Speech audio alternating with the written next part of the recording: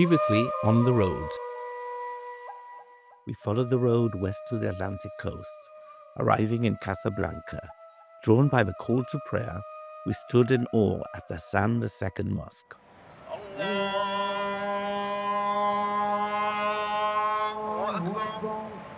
Where faith, sea, and sky meet. The journey then became personal as we met Claire Hall, a fellow Gibraltarian who has built a life in Morocco, offering an insight into living far from home. It's been 5 years already, and I feel like I'm on a permanent holiday, la verdad. I'm giving you all the Life is Janita great. laugh right now. Thank you so much. How Hace great tiempo is que it? no How veo un great is it? Janito. Fantastic. Yatta. One word for it. That's it. Her journey reflects the very spirit of the road we're traveling.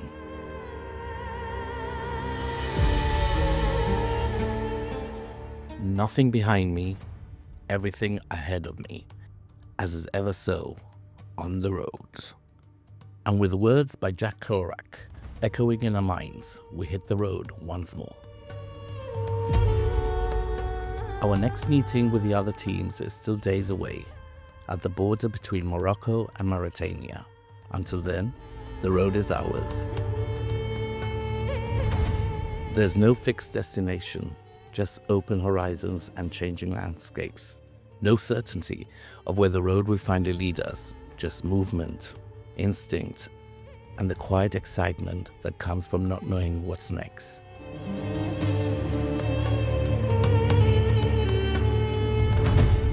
Sometimes, the journey isn't about the destination at all. It's about trusting the road and seeing where it takes you.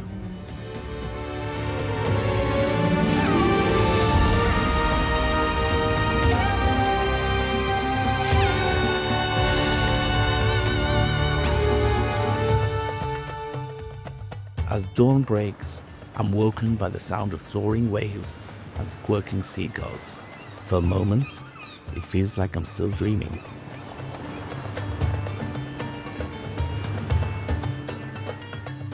The sea breeze fills the air, cool and heavy with salt, adding a sense of mystery to the morning. As the light grows stronger, a dramatic coastline reveals itself. Red sandstone mountains, carved by centuries of pounding waves, shaped into sharp, otherworldly sculptures.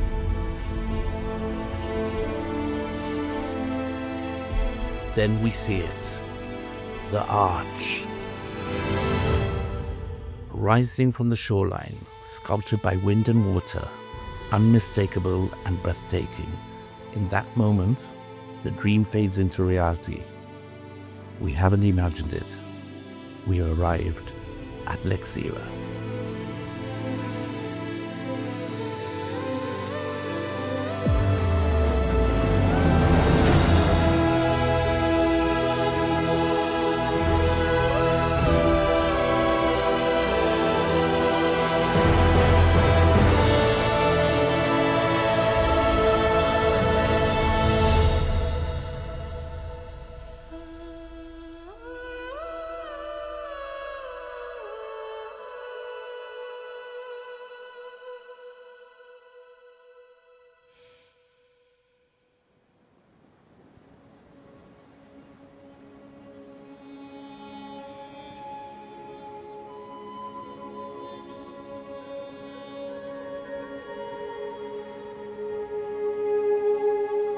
It's absolutely breathtaking. It's probably one of the longest beaches I've ever seen, and the sun is amazing. It's a surfer's unit for everybody over here. It's like Tarifa, but I think more exhilarating. It's totally breathtaking. You can see the coves at the very far end over there. Okay, we're hoping to go over there and hopefully give you an insight on what this beautiful place is. It's totally breathtaking. It's just magical. And I'm totally relaxed. It's been 4 days of journey, going on a drive, on the road, stopping everywhere, all sorts of weather, all sorts of mishaps, like one always happens when we're traveling. But it's so worth it, this 4.5 hour drive we've done down here, as you can see why.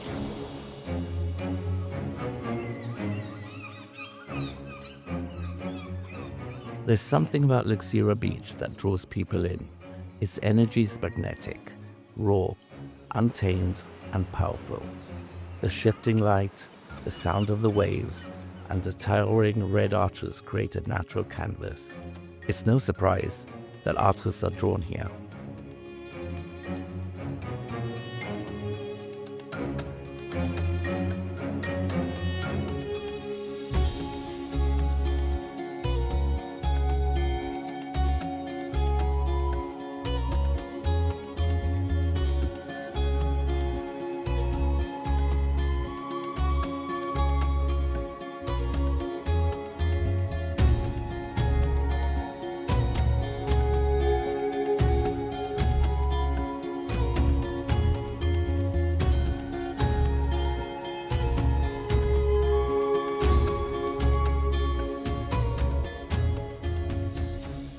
Hello, my name is Lahsan from E04.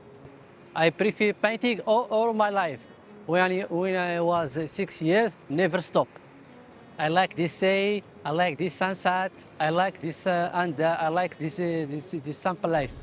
Luxira, it's special and good energy. My painting give him a pace.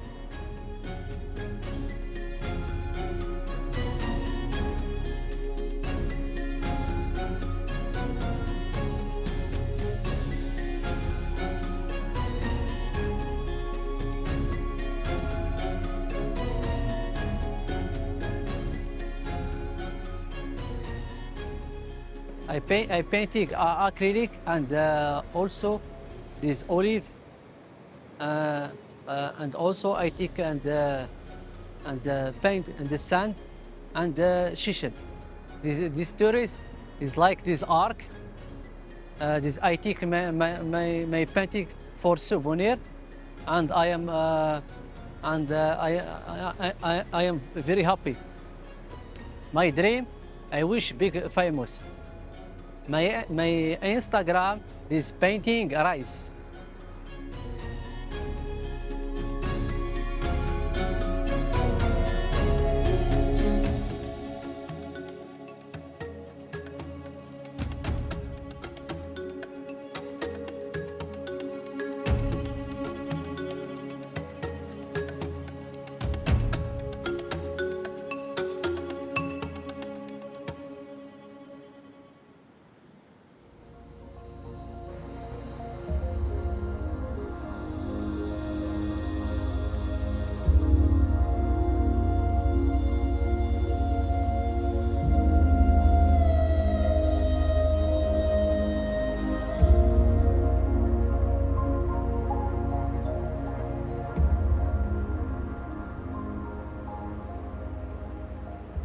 Locals say that crossing through the Great Red Arch is an act of renewal.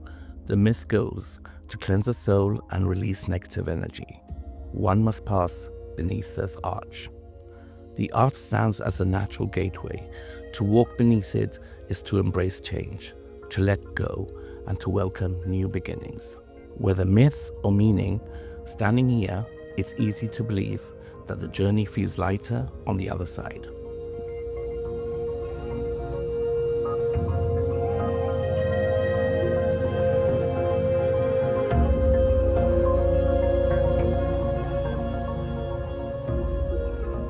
As you can see behind me, the sunset is slowly disappearing.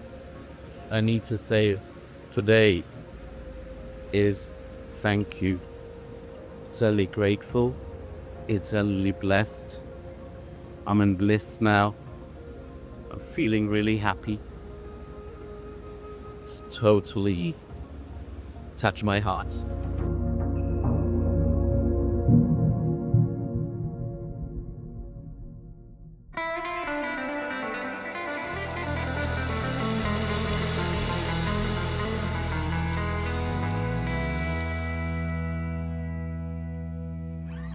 Just a 15-minute drive from Luxira brings us to E04.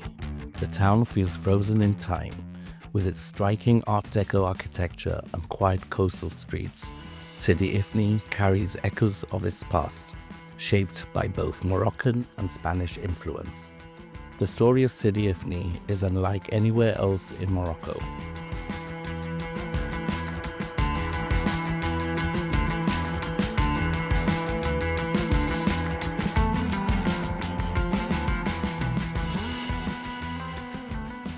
For much of the 20th century, Sidi Ifni was under Spanish control, officially becoming part of Spain in 1934.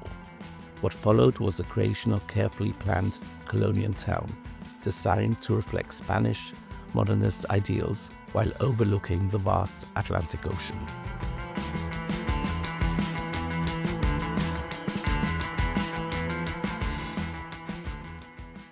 That legacy is still visible today. Art Deco facades, wide boulevards, geometric lines and pastel-colored buildings stand in a quiet contrast to traditional Moroccan towns. Old government offices, cinemas and military buildings remain, like echoes of a different era.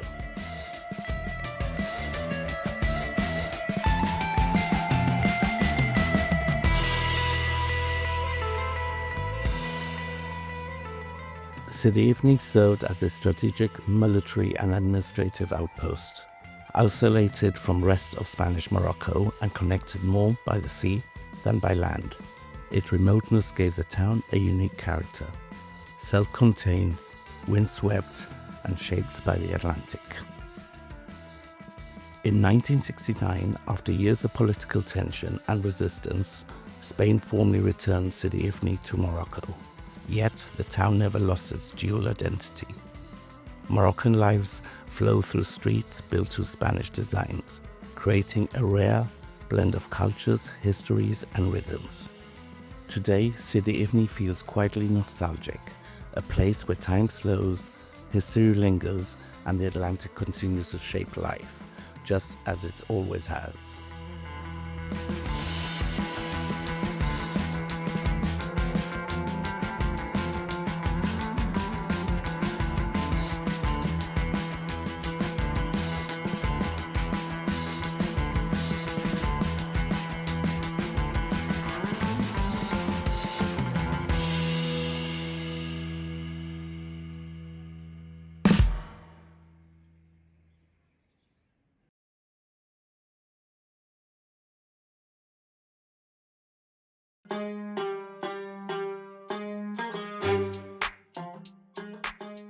Father and son, sharing this adventure side by side.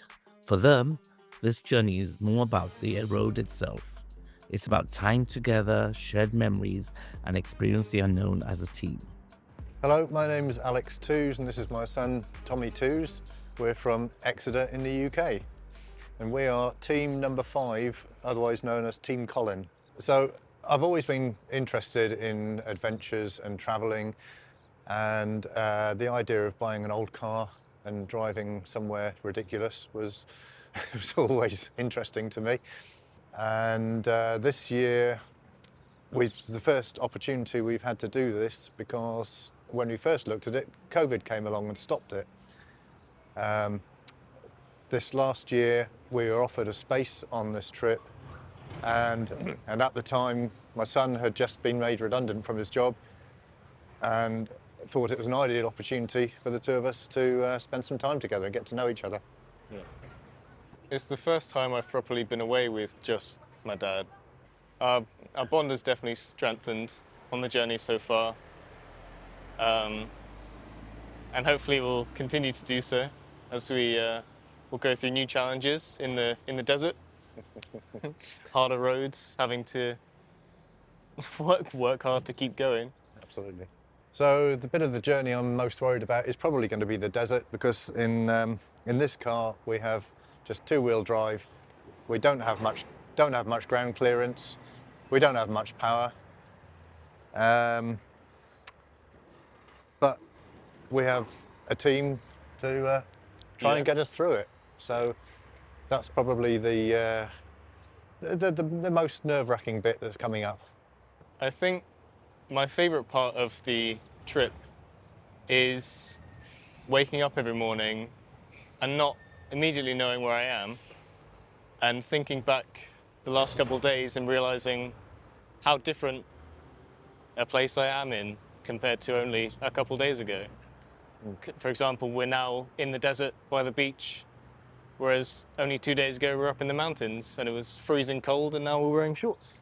2 days ago we had -3 degrees in the morning, Yeah. and yesterday we were driving down in 28 degrees. Yeah. So we're heading down to Dakhla today, which is about another 500 and something kilometres at 6 hours driving. We're only distance-wise about halfway into this trip. Beyond Dakhla, we'll carry on down through Mauritania, Senegal, and into the Gambia, which is going to be just amazing. So we've met some wonderful people on this trip.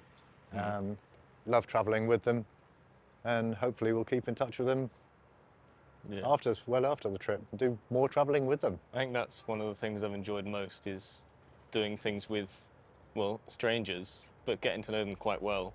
Yeah. Because you spend so much time with them and go through like such a great experience with them like Absolutely. this. Yeah.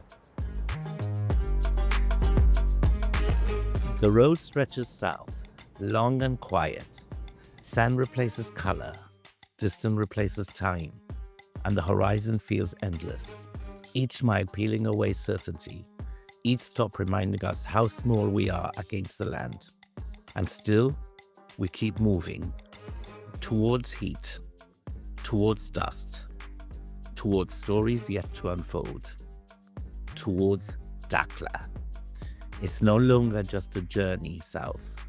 It's a journey inwards, where the road teaches patience, humility, and wonder. The dunes and the barren coastline here are steeped in history, legend, and mystery. A landscape that feels timeless and where stories seem to rise from the sand itself.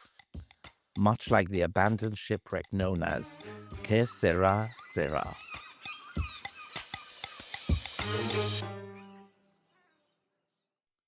What was once a forgotten accident has become a striking landmark, drawing travelers, photographers, and curious souls from across the world. Resting on the fine white sands near Lajoun, the wreck feels almost intentional, as if it chose this place as its final resting ground. Sahara. What will be, will be. According to legend, the vessel was an Atlantic fishing boat operating off the coast in the 1980s. Its crews fished sardines and exported them from abroad and quickly outperformed every competitor. By cutting prices, dominating the market, and becoming the only ship in operation left. The boat brought prosperity to Lajoun. Hundreds were employed, wages were good, and the company behind it, Fleur de Mer, had a real impact on the local economy. For a time, everyone benefited. But overnight, the crew vanished, with no warning, no explanation, just silence, leaving it drift in open sea.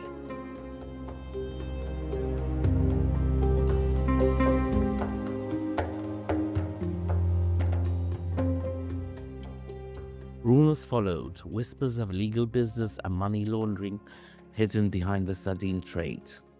Nothing was ever proven. No one ever truly knew what happened, and yet the name remains hauntingly fitting. Sahara. Like the landscape itself, the wreck refuses to give up all its answers, standing quietly between sea and desert, letting the mystery endure.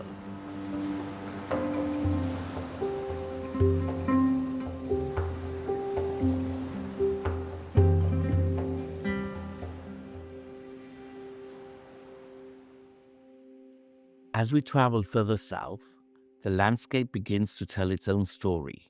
Along the road, statues and landmarks appear, silent markers paying homage to a defining moment in Moroccan history. The Green March was a pivotal moment in modern Moroccan history. In November 1975, following the withdrawal of Spain from Western Sahara, Morocco organized a large-scale demonstration to assert its claim over the territory. At the call of King Hassan II, around 350,000 unarmed Moroccan civilians marched south towards the Western Sahara, carrying Qurans and national flags. The march was deliberately symbolic, designed to avoid violence while demonstrating unity and popular support. Shortly after, Spain signed the Madrid Accords, ending its colonial presence in the territory. The Green March remains a powerful symbol in Morocco, commemorated annually as an expression of national identity, unity, and historical destiny.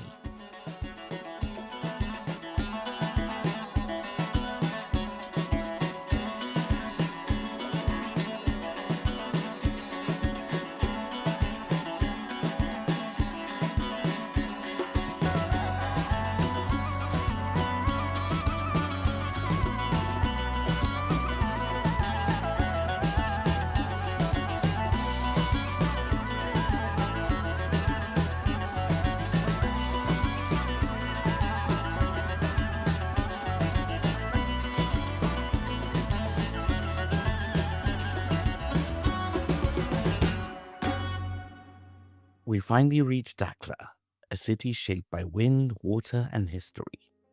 Originally founded in 1884 as Villa Cisneros during the Spanish colonial era, Dakhla began life as a remote fishing outpost on a narrow peninsula between the Atlantic Ocean and the desert. Its isolation defined it for decades, quiet, windswept, and far from the world's attention. Today, that story is changing. As we arrive, we witness construction everywhere. New roads, hotels, resorts, and infrastructure rising from the sand. Dakhla is fast becoming one of Morocco's most ambitious developments.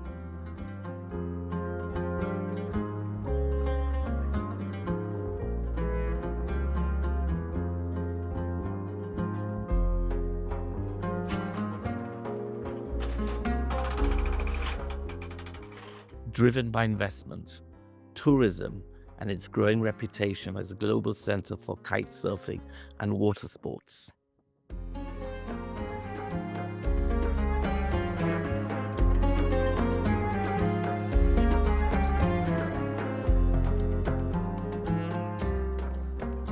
Where the Sahara meets Atlantic, Dakhla now stands at the crossroads of past and future. Still remote, still raw, but unmistakably on the rise. Next week, on the road, tensions arise as we prepare to cross one of the most complicated border crossings. We enter Mauritania and drive together into the vastness of the Sahara.